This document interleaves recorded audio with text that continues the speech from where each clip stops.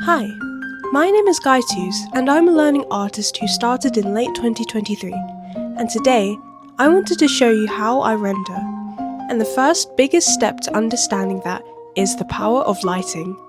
Now, this is my first proper video with an actual voiceover, and I'll just let you know that I'm currently sick right now, so please don't mind my voice. And so, before I start, I just want to say thank you all so much for the amount of support you guys have given me throughout 2025. It was definitely a huge year of progress, and it's really made me happy seeing all of you guys supporting me along my art journey. So again, thank you. I'm hoping for 2026 to transform this channel, and I want to start this by uploading more in-depth videos on how I've picked up certain skills in art, and giving you guys a bunch of tutorials on those, since I know a lot of you have been begging away in the comments. It's about time I give you guys some justice, but just be aware that I am in no way a professional. So, let's get back to lighting. What's the big deal? Spend hours composing, colouring and rendering only for it to look flat and dead? Well, lighting completes it all.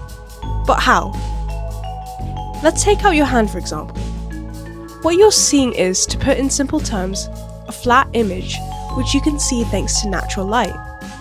Now, let's see what happens if you add in a flashlight. What you're seeing here is a concentration of light facing one direction.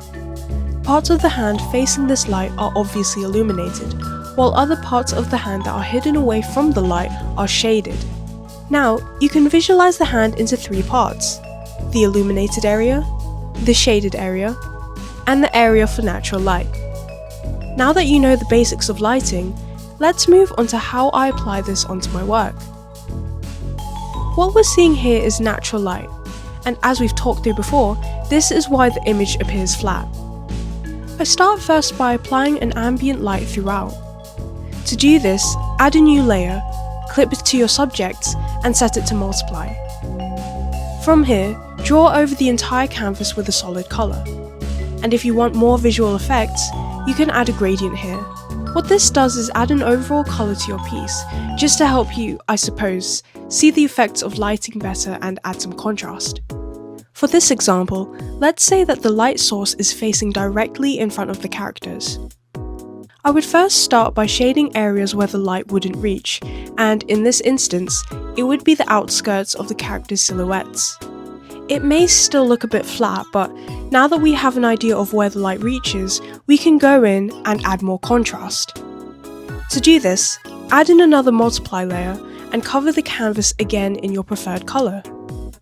On the same layer, select a darker colour and go over the shaded areas again. As you can see, we now have a clear outline for where the shading should end and where the light falls. Finally, add in a new layer and set it to colour dodge. Select a colour of your choice with low saturation and use an airbrush to add it over your characters. And there we have it! We've successfully given this flat image structure and form. It's pretty simple. If you're still confused behind the theory of it, just picture this. The light source is facing directly in front of the subjects, and therefore misses the back side of them. Let's take a look at another example. What if the light source was on the side of the characters? The light source will therefore light up these areas of the characters, and will miss these areas. And just like before, let's shade in the areas the light misses to get an idea of what it would look like. Once I'm happy with how it looks, I would cover the piece in another multiply layer and define these shaded areas, going over it with a darker colour. Once that's done, airbrush a colour dodge layer over the lit areas. If you want to be more fancy, you can sharpen some of these edges.